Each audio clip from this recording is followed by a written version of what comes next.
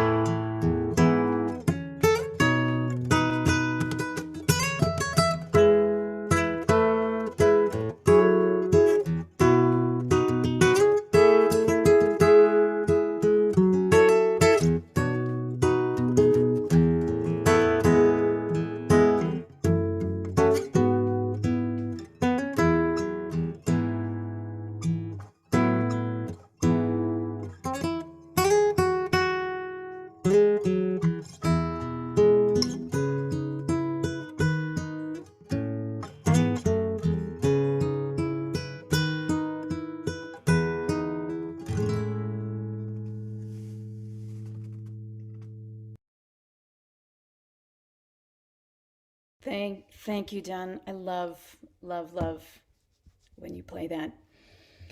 I I am heartbroken that there are many people who are missing the passcode. Our technology tonight is sadly not working for us. And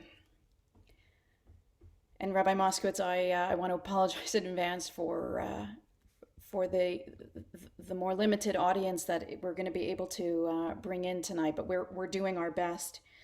Um, I'm trying to focus, but I'm also asking someone to please try to bypass our passcode requirements so people can be let in.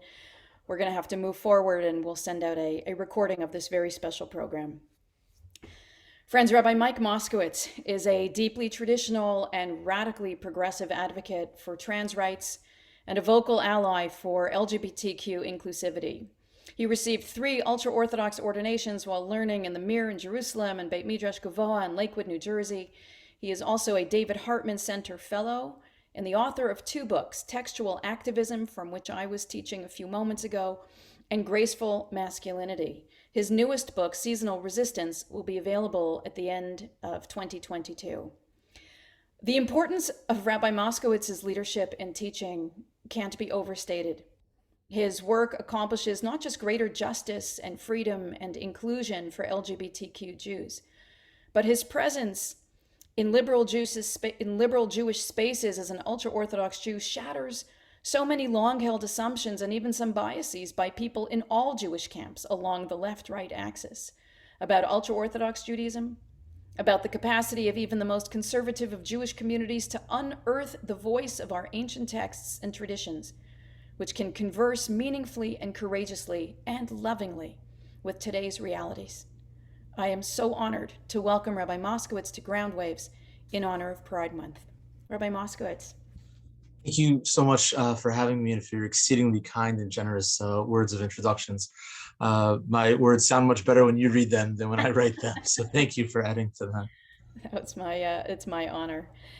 Before we begin, I just want to ask Andy, who's actually at the gate. Andy, if there's any way that you could go to the security of the Groundwaves podcast here and see if you can let people in bypassing the password, that might help us out.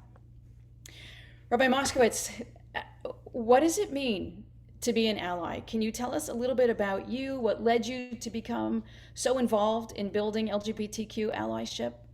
Sure. And thank you so much again for this invitation to share. I think Judaism offers a unique perspective to the conversation around allyship, that I think it sees it less as a response or reaction to something that's broken and more of a reframing of the ideal way of being. That the word ally comes from the Latin to bind, like an alloy. And I think the Hebrew word for ally in our tradition is the word chaver. Normally we translate it as friend, but really the word means to attach. If something is attached to the ground, it's mechuber lekarka. An author is a mechaber. They're attaching words and ideas and thoughts to a page. And so I think Judaism sees our interconnectivity as being so essential to the acquisition of Torah and to being in relationship with God, that we're so close and connected to each other that we would never allow things to devolve to the extent that you then need to somehow repair or react or respond. And I think theologically, if we want to have a relationship with God as a parent, then we really need to take care of all of God's children as our siblings. And when we look around, this is simply not how you treat family. And I think really that's how Judaism wants to frame allyship, is to be so connected that there simply is no other. That the proximity of the recognition that each person is created in the divine image, that God doesn't put extra people in this world, and that each one of us is so interdependent on the well-being of others, that we ourselves are deficient, trying to highlight the idea of loving another like we love ourselves. I personally got kind of into this work about 6 years ago, when I was a rabbi at Columbia University. I was a rabbi of the old Broadway synagogue, and somebody in my family transitioned. And I spoke to my rabbis from my yeshivas, and it was clear that nobody had met somebody that they knew was trans. And so there really wasn't any sort of lived experience of how to offer perspective. And as a result, I started kind of thinking out loud. And I had a congregant at the time who was also a student of mine at Columbia who came out to me as transgender, and they carried a tremendous amount of anxiety and pain, particularly in an Orthodox space, about being outed. And it became really clear to me that there was work to be done, and if nobody else was there, then I would be the first. Your ideas are so powerful. They seem so simple, right? They seem so straightforward that it would be almost, it's so difficult to understand how anybody could not understand them. And yet, for so many, it's a real journey in reaching that level of acceptance. I wonder if you could share a little bit what the biggest challenge might have been for you in reaching that depth of understanding and commitment to the LGBTQ community, and how did you resolve those challenges, and how might your experience of having met though that resistance help other people become better allies? I think for me, there were two main struggles. One was internal and one was external. The first was trying to understand any of this. Like what do you mean that you're aware of gender beyond your own body? Like I just don't understand. And it took me a couple of weeks of really obsessively thinking about it and not getting any sort of traction to get to what I think is a relatively evolved space of just knowing that I don't know. And that's been the most generative, because as somebody who's cisgender, I simply have a limited awareness of gender. And having written and thought about this obsessively for now years, I'm actually no closer to understanding. I have a lot of different ways of expressing how much I don't understand it. But that has actually been for me the most generative. And so that was the internal part of, how can I speak about the space that I don't understand? How can I give language to being supportive, and also answering questions in Jewish thought and Jewish law without having access perhaps to answer that meta question of where does gender lie, and is there a place in a person's individualized transition that Judaism can then validate and affirm, and is that even helpful to substitute a halachic framework, a framework in Jewish law for social construction? Like once a person has to fit something that's not internal, is that even supportive? And then the external was, do I have enough faith in God as the infinite source of the universe to really take on the precarity, to do what I know is the right thing to do, but will have consequences for me? And I see Judaism as a religion of action, and faith as a call to action, because I believe I can do the right thing and not worry about what's going to be, because it's not my job to worry about what's going to be. It's my job to do the right thing. And I sat with it and I struggled, because I felt very much like I was in a position of privilege to be on the inside of a very large system and network where I had a voice and people listened. And I felt a little bit anxious of cashing in that privilege, to say something that would then put me on the outside, and then what would be with the platform. And I think one of the things that we've observed around kind of the awkwardness of allyship, and it is often awkward because it's not just predicated on the world being broken and people being dehumanized, but also it's so person specific that it's as elusive as it is aspirational. What can be really supportive for one can be offensive or traumatic to another, and it's a constant negotiation of space. But I think for me, that struggle of, what do I want my contribution to the world to be, became really clear that I couldn't be silent. And I think the awkwardness of saying something was outweighed by the awkwardness of being quiet. And I think that's something that we've seen in the last administration, that people that never would have spoken on certain subjects, it's not their lane, it was perceived as not their lane. They felt the confidence that I might not be saying the right things, but I can't not say something. And so that's the path that I think I and many others have gone through, with a certain amount of uncertainty of the future, but having confidence in the moment that I can't be silent anymore. Do you think that of what you just expressed, and I so appreciate your willingness to share as personally as you are. Do you think that that's what holds many people back from becoming more engaged allies? Like, what are the issues that you think?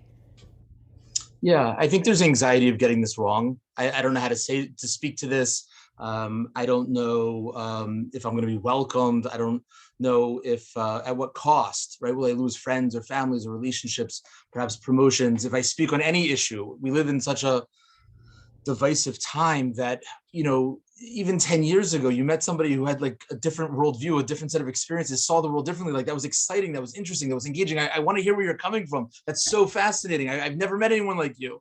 And now you don't see the world the way that I do. You don't move in the world in which I can't be around you. I feel threatened. I feel repulsed. I don't want to engage. I want to, create. So I think there's deep anxiety. And honestly, like, there are certain places that make it hard. And there are some of the technical pieces that the change is happening so quickly that it really is very difficult to keep up. There was my Zoom screen has pronouns there. There was a time where the way to describe that was my preferred pronouns are, and then people quickly push back and say, it's not a preference. If you call me she, her, I'm not going to answer. And then people are like, look, I'm trying. And so like, why are you making this so difficult? And it's whenever we do something that's in response to something, when we're taking something that's not actually curing the deficiency, but responding to the symptoms, there's going to be side effects, right? So there's an unintended consequence of now elevating my pronouns of he, him, that what I want you to know more than anything else next to my name is that I identify as being male. There's also something awkward about that. Like, why am I bringing attention to that? And so, there's a lot of code switching. And in this moment, right, when a person isn't feeling well, you take the right medicine, even if they have side effects, because the side effects are less problematic than not taking the medicine. And so this is what we're holding, and this is what we're doing. And tomorrow there will be another ask and another set of side effects. And so when we think about kind of a Jewish version of, or the Jewish model of allyship, it's a lot about listening. It's a lot about relationship building. It's a lot about what do you need from me right now? And the more that I can feel that closeness, and there's trust, and there's the understanding of not just the intention, but also kind of a pattern of the impact. So then like there's less of that negotiation, and it feels much more natural. But that takes time, and it takes a lot of vulnerability and a lot of exposure, to try to put oneself out to say, listen, I'm not okay with the way in which the world is. I don't want to live in such a world. And I'm not directly affected, but this is my world. And so I want to be on the right side of it and do the right thing, but I can't do that alone. And so it's not simple to go from not being in community with people that are marginalized to somehow showing up and saying, okay, I want to save the day, and not like landing as somebody who's completely detached from the reality of it. So can we stay on that point for just a minute more? How does someone become an ally? And how is being an ally different from being someone who may say in conversation, oh, of course, I support the rights and the freedoms of the LGBTQ community? How do you become more than those words? Sure. I so appreciate you naming the phrase a Talmud Chacham. There are many different interpretations of the phrase, because it sounds like it's a little bit of a contradiction, right? If somebody's wise, so there's that aspect of humility that you mentioned. There's also an interpretation that we're meant to be practitioners of the wisdom. We're meant to be students of the wisdom, that it's not just in the world of ideas that we can talk about it, have a bumper sticker, but rather we can actually live it. And so I think like there are in the world microaggressions and macroaggressions. We can provide, micro affections, making eye contact, smiling, holding a door for somebody, like going through the world, feeling the interconnectivity. I think the honest truth is that I think the work actually starts without much fanfare, and it starts in the heart. When a person observes something that is not okay, there's someone who's experiencing food insecurity or being unhoused, what happens internally? Does a person feel connected that that person and myself are the same person, right? We're both equally children of the divine. And do we feel like a sense of failure and a breakdown in humanity? Like, I'm not okay with this. And when a person is able to develop the sensitivities of what are they feeling most strongly, that can help orient a person to where do I want to put my energies, right? We all have 24 hours in a day, and part of it is negotiating, networking the needs and the resources. And so Hillel famously says, if I'm not for myself, who will be for me? Because nobody else is me. And so when we think about the ways in which we are meant to make contributions in this world, one way to think about it is, what are the things that I can do that nobody else can do? right? Whether it's because of the proximity to where I live or other resources or creativities or gifts that God has given or opportunities, and thinking about, how to really kind of develop the skill set, because it's a skill and it's a muscle and it needs to get worked out. And a person can be sore. Like it's a process. There's a lot of trial and error. I can just share early on, I was having lunch with a young person of color who's involved, a Jewish guy who's involved in social justice. And I asked him, like, what's next on the calendar? I would love to get more involved in his organization. And he said that for May Day, they were going to be standing by the turn things by the to get into the subway turnstiles, and swiping cards for people, the Metro cards. And I said, oh, I would be delighted to volunteer and stand there and swipe cards for people. And he looked at me like I was from another planet, and he said, no, you're not welcome to come there. We don't need a white person standing there letting in, under resourced communities through. And I was like, oh, that's interesting, right? Because like it's if it's important work, I want to do the important work. And it was a really significant moment for me to realize that that's like an intimate act, and it requires consent and enthusiastic consent, and ideally an invitation. But then if you wait for the invitation, but you might not get it. And so part of it is really putting oneself out there. I would say, practically speaking, find a cause that feels authentic to you, that you feel like you have a connection to, that you're passionate about, and start getting involved in the organizations that are doing it, and meet with the people ahead of time who are running it and say, hey, this is my first time coming to this. I'm new to this. I feel very much drawn to this. I'm not okay with it. I want to know how I can be helpful. I want to take the right amount of space and not center myself. And do you have any material that I could read about this particular, subject? What do you think are the best, industry practices, or best practices or industry standards? And then I start developing relationships, start going to these things and meeting people who are involved, and speak to them about their experiences and what are you struggling with, and what are the needs, and maybe I have some of those resources.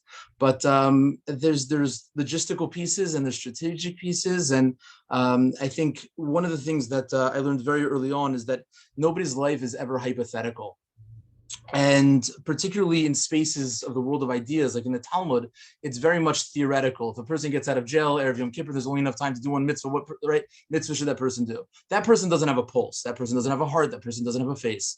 And there's a way, when we think just about that cerebral intellectual space in the world of ideas, even if they're good ideas, there's an aspect of it that's dehumanizing.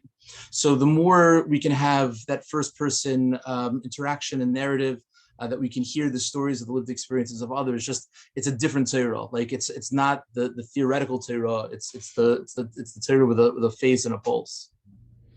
It's really so important that you shared that interaction between you and that activist, and it points to, I think, a little bit of how being an ally has really changed over the years.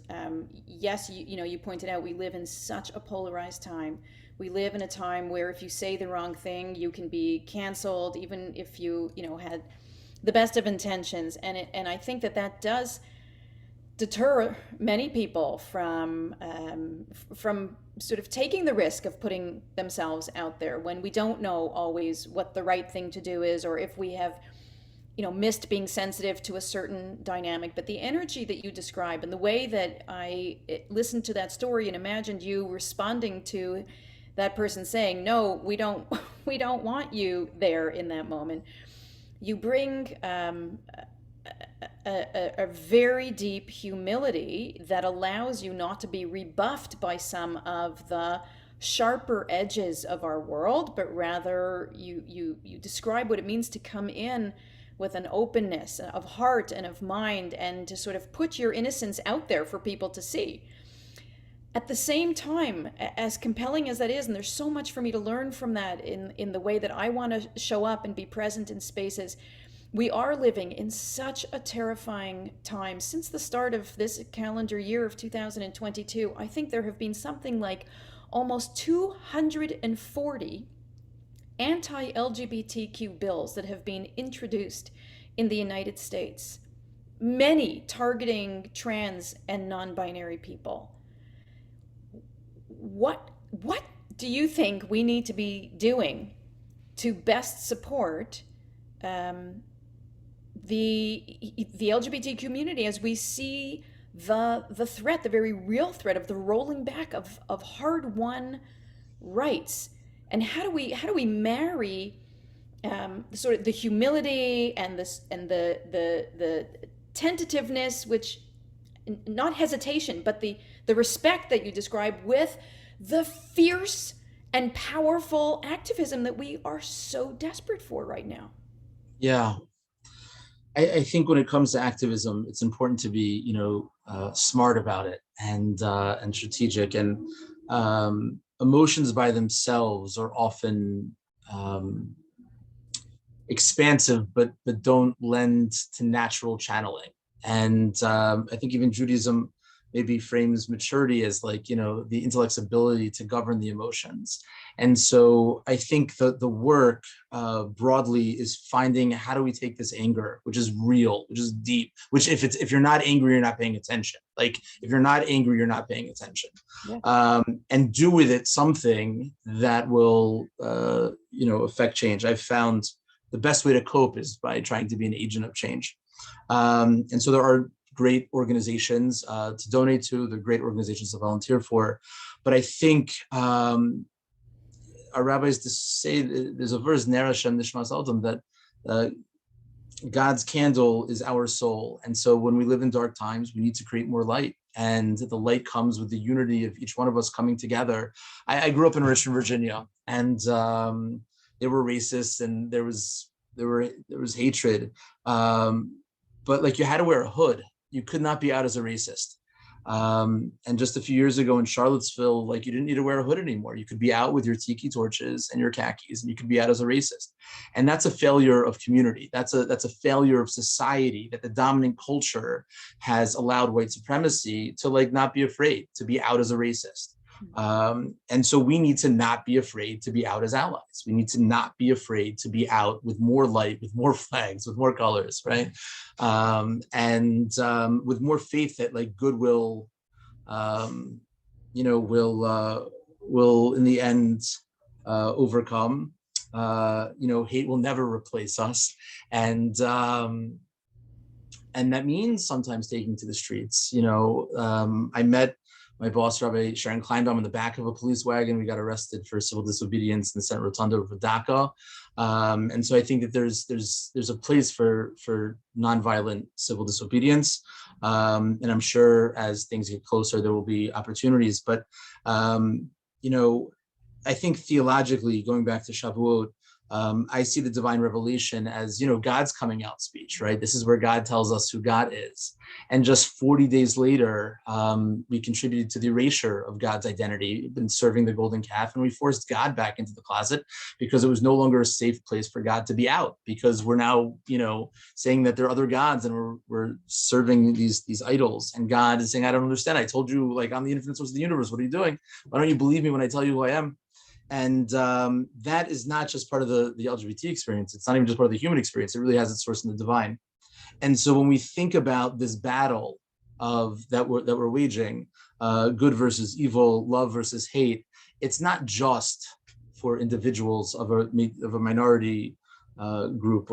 It's not just for the children of God. It's for God's self. Like, we are fighting to create a safe space for all people to be out, and that. If that's not motivating, right, then I don't think there's a greater call in harnessing. One of the ways in which we show God how much we love about God is by taking care of God's children. And so I think what we need to do is, first, if we're not feeling the anger, if we're not feeling the call to action, then we need to sit with that and and kind of do some introspection. Why am I not riled up? Right. But being riled up for being riled up is just a headache. Right. The question becomes, what then do we do with that? Yeah. So Keshet out of Boston International, Jewish Organization for LGBT Rights, is a fantastic organization. CBST, where I work, is also a great organization that has volunteer opportunities. But one of the reasons why the book I called that first book is called Textual Activism is that the texts are, if we're not taking what we learn in the study halls to the streets, then we're not activating the text. We're not we're not doing what we're supposed to do with it. So and maybe reach out to people who maybe you don't know them well, and say, listen, when I read the news, I think about you, and I need you, we need you, we love you, it will get better, and I'm here for you. Those are not small gestures, and it can become an opportunity to get to know and hear people and hear from them, like what would be helpful right now. And if you're in a synagogue that hasn't been public about their support, it might be a good time to speak to the leadership and say that, there are no shortage of things which are absolutely urgent: gun violence, immigration. There's no shortage. The climate, there's no shortage. But that doesn't mean that we can't prioritize this as well. And so there are a lot of easy things to do, just like the mezuzah tells the passerby this is a Jewish establishment. An LGBT flag or poster does so for the LGBT community. And thinking about even like those microaggressions, what does your membership application look like? Does it say, family, male, female, right? When it asks for your own gender, is even if you have a third of other, is that contributing to literally othering another person, as opposed to just having a blank and fill in your own gender, like pronouns? There's things that we can do that aren't, that don't take a lot of effort, but reflect a certain amount of sensitivity. And I remember when I was at Columbia, there was a woman of color who's clergy at Princeton, and the context of the conversation was affirmative action. And she said about herself that she always felt invited, but she didn't always feel welcomed. And it struck me as a powerful lesson that it's not enough to like say the things. You have to make people feel like you mean it. Yeah. Wise advice. Rabbi Moskowitz, if I can shift gears for a moment, I'm sure you get this question very often, but if I may, I want to ask you how someone of your religious background and your religious affiliations straddles those identities together with the commitment that you have to CBST, Congregation Beit Simchat Torah, the largest gay and lesbian synagogue, and the community that you serve there as their scholar in residence for trans and queer Torah, for trans and queer Jewish studies. How do you manage the diverse relationships that frame your presence in the Jewish world? You mentioned before the risks that were taken, the heat that sometimes is lobbied back, if you will. You've risked a lot, I'm sure, and I imagine you've lost as you've gained. Can you talk a little bit about that with us? Yeah, it's not easy. It's not easy. It's exhausting. When you're on the right path, you meet like the best people, and so I've been really blessed to be on this journey with amazing people. But it's exhausting because the hate is draining. You get a lot of pushback, and but internally, like I don't struggle. I don't think God is homophobic. I don't think God is transphobic.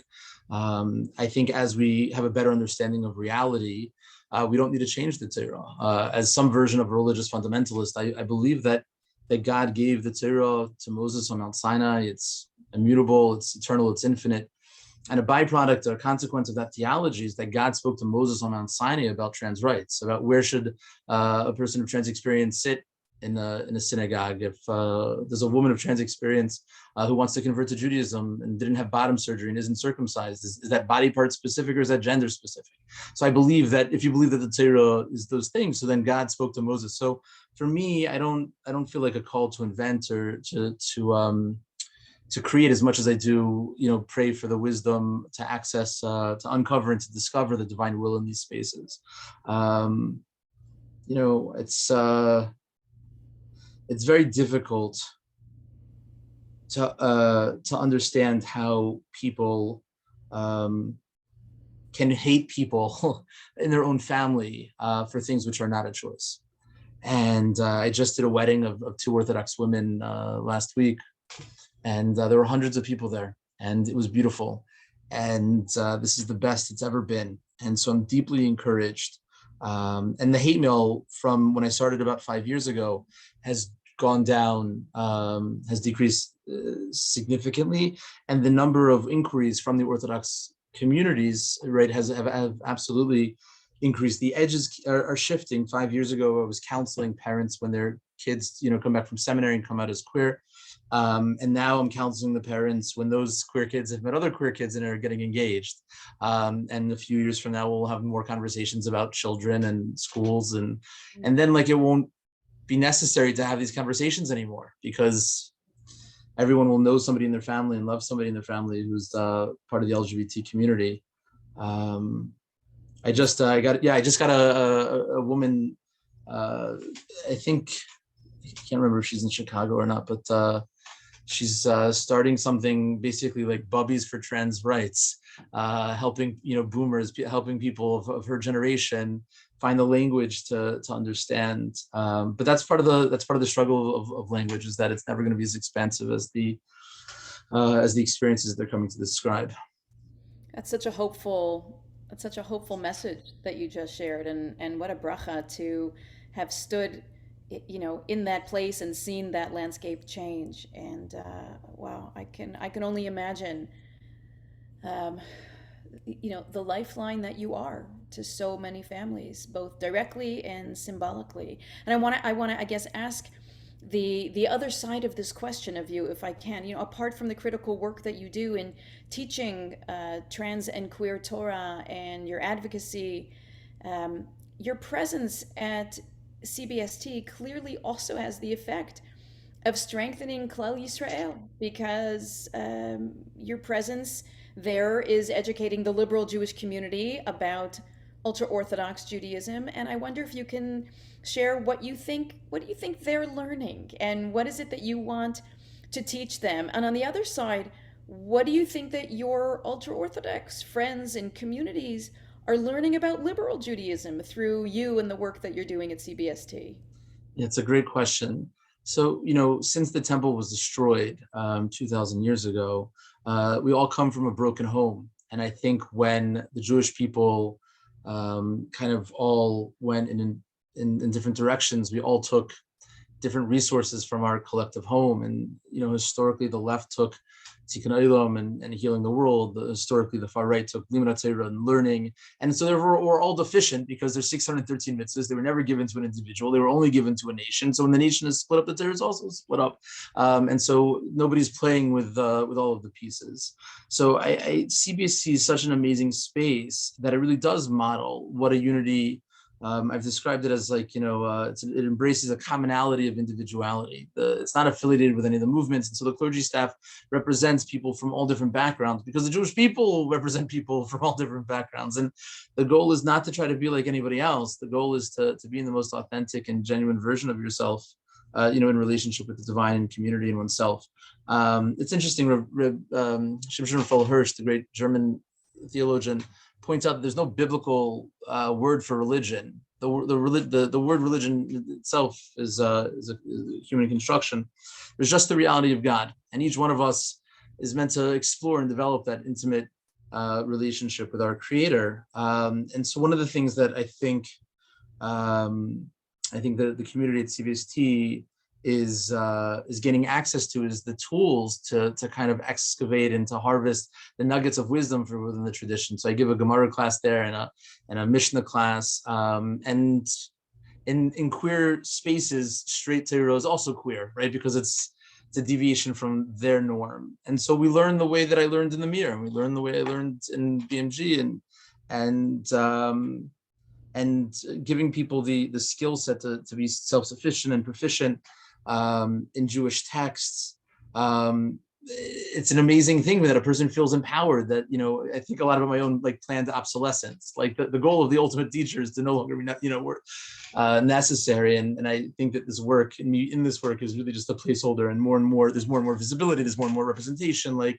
And so giving people access and making them feel like it's theirs. I think for so long, people that are marginalized are told, you don't belong here, you belong somewhere else, have your own place and do your own thing, but you're not part of the just to bring it back to Shavuos, the verse says, the entire nation saw the sounds. Now, most people don't experience synesthesia. Most people are not seeing sounds. But the Torah wasn't given for just most people. The Torah was given for the most expansive of experiences, even if it's not an experience that I have. And I think that's part of what I think the ultra-Orthodox world is learning, is that non-Orthodox Jews and people have a lot to teach us about everything. There's no less passion, there's no less curiosity, there's no less purity. It's often just coming from a different place in different language. But I've learned a lot about God from queer and trans experiences that I never would have gotten in, let's say, straight spaces.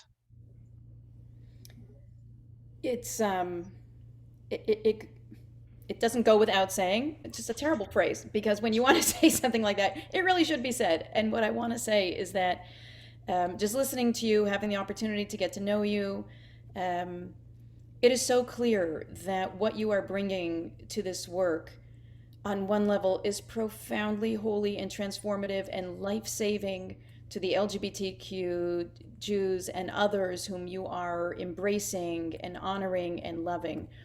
But so much more is happening because of your courage, because of your unyielding commitment to be the human being that you feel you were put here to be and to teach the Torah that you have within your heart and your soul, in terms of your ability to really open up the eyes of so many Jews across the Jewish world as to the possibilities that exist within us, between us, among us, for love and for respect and for work that we can share in making this world what it has the potential and the promise to be. Before I let you go, Rabbi Moskowitz, I want to ask you a question that I ask all of my guests. If you weren't such a devoted and loving rabbi and teacher and activist, what would you be doing with your life? Like if the world was really like perfect the Of way that course. God had made it, because God made a perfect world and we broke it, what would I be doing in the garden? This might sound strange, but I love chopping wood. I love being in nature. I would be like, I think a forest, Forest conservationist. ranger? I just, or like, some survivalist. I love being out and being able to be with God in nature and see the simplicity and the complexity of God in nature. Like it's, it's just the way that God makes something is just different than the way in which we do, and being able to, but but yeah, I know it's strange, but I would be wearing flannel and and being out like on the log cabin somewhere. I love that answer. Not the least reason being that it shows me that even though we only met a little while ago, that you and I can meet in the streets shouting and waving our placards. We can meet in the base medrash and study. And you just touched my heart again. Meet you out climbing up to the top of the mountain and receiving the most beautiful, wondrous of Torah. So, Rabbi Yeah. Moskowitz, I cannot thank you enough for bringing your neshama and all of what you have to offer to Groundwaves tonight to help us honor Pride Month, to really challenge us, all of us, wherever it is that we may find ourselves in this manifold world, and to make sure that we are all living the lives that we are put here to live and doing what only we have the capacity to do. I thank you so much for your inspiration, and I know that this is just one of many, many, many conversations that we are destined to have together and the work that we are destined to do together. So thank you so much. Thank you so much for having me. It's a pleasure, and I look forward to all of the things. Wonderful. Done.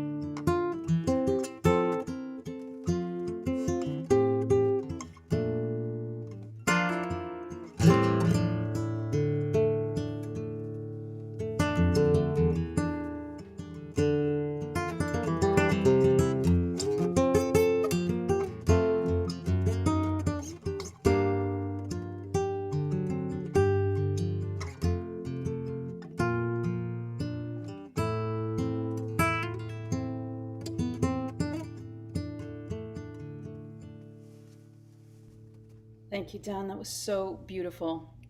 Yedid Nefesh, beloved of my soul. Elavai, we should all be able to learn to see one another and feel that sense of, of affection and love for one another.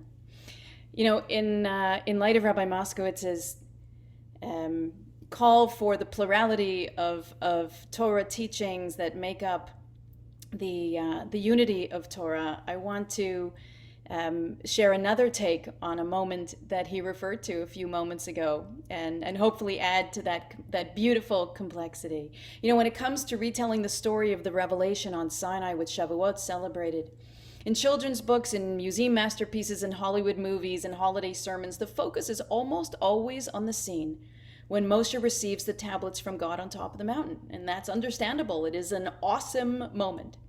But the part that I have always found more compelling is what comes afterwards, when Moshe throws down the tablets and shatters them.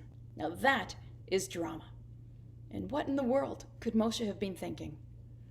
In an astounding midrash, the ancient rabbis portray Moshe's act not as rejection or rebellion, God forbid, but as the quintessence of loyalty, of solidarity, and of community. The midrash in Avot Rabbi Natan suggests that Moshe smashed the tablets because he realized that the people were not ready to receive them in their current form. After all, they had built that golden calf, which the tablets had rendered a sin, and for which Moshe didn't want them to be culpable, for them to be implicated. Instead, he wanted to stand with them. He wanted to be in solidarity with a people whom he may not have understood, a people with whom he may have disagreed, a people whom he felt he needed to show love and compassion for. And in fracturing the tablets, Moshe endorsed the primacy of the people over even the perfection of the Torah.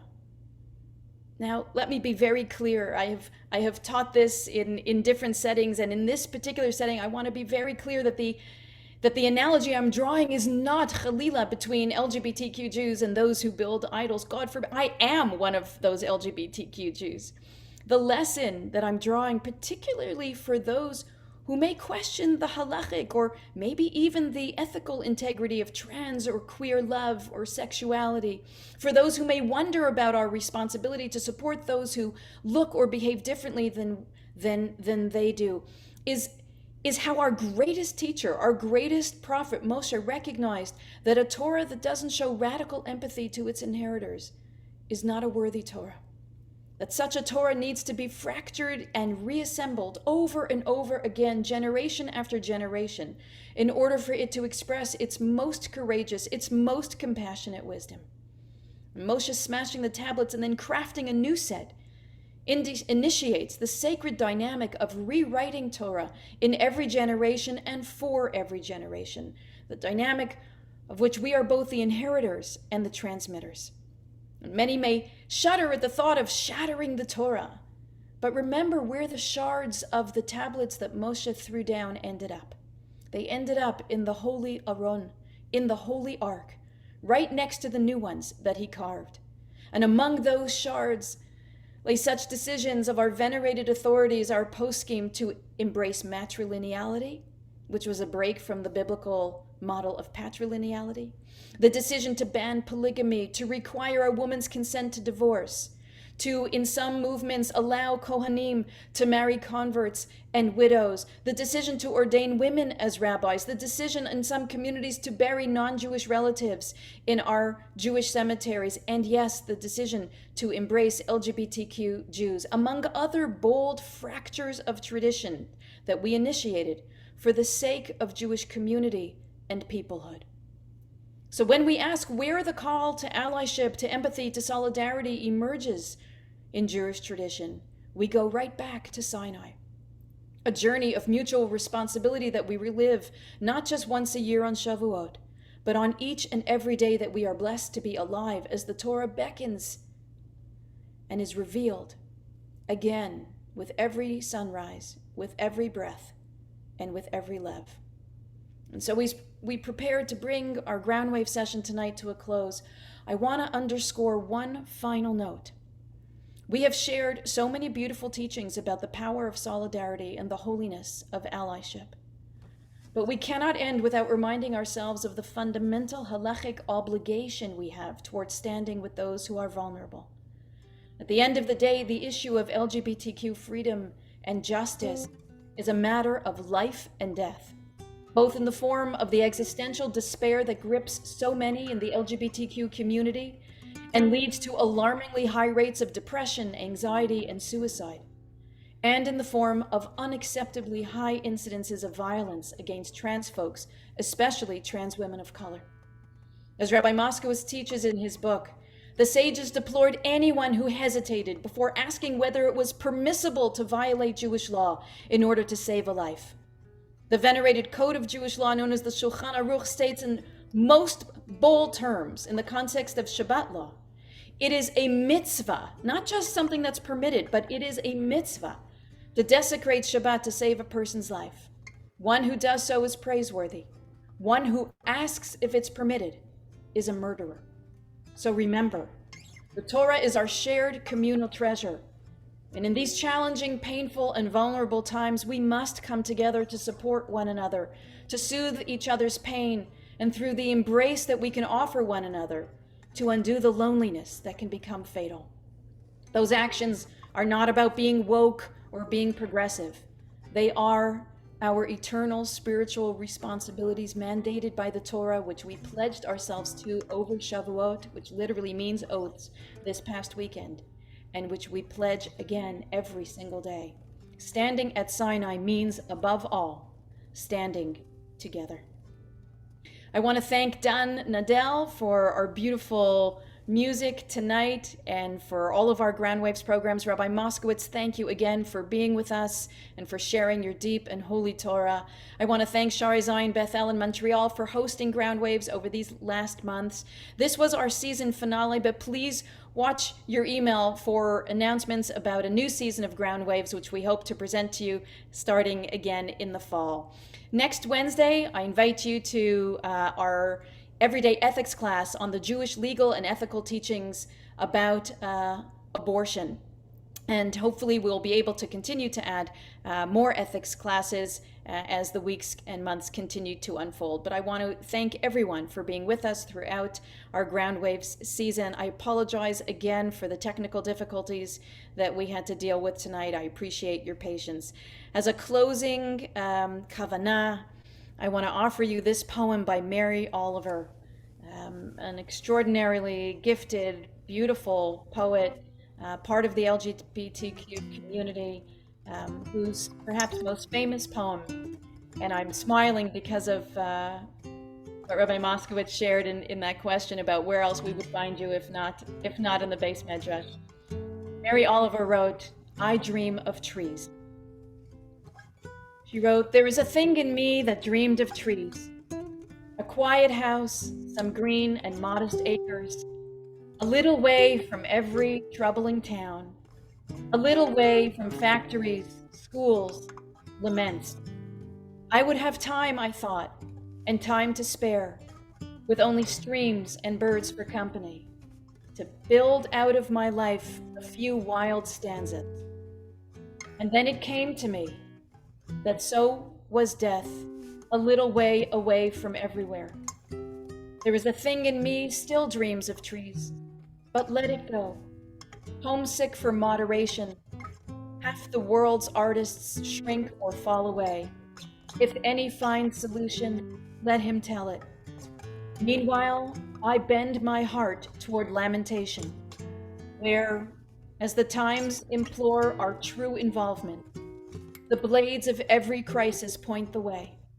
I would it were not so, but so it is. Who ever made music of a mild day?" Laila Tov, everyone. Stay well, stay healthy, stay engaged, stay active, stay alert, and stay the course of love. Laila Tov.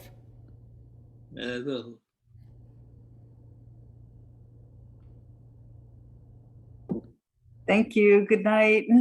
Good night, everyone. Beautiful. Another beautiful evening. Yes, absolutely magnificent. Wonderful. Toda rabah. Thank you, Thank everyone. you so much. Good night, everyone. Good night. Good Good night. night. Wonderful. Thank you, Don. Thank you, Jeannie. So good to see everyone. Thank you. Good night.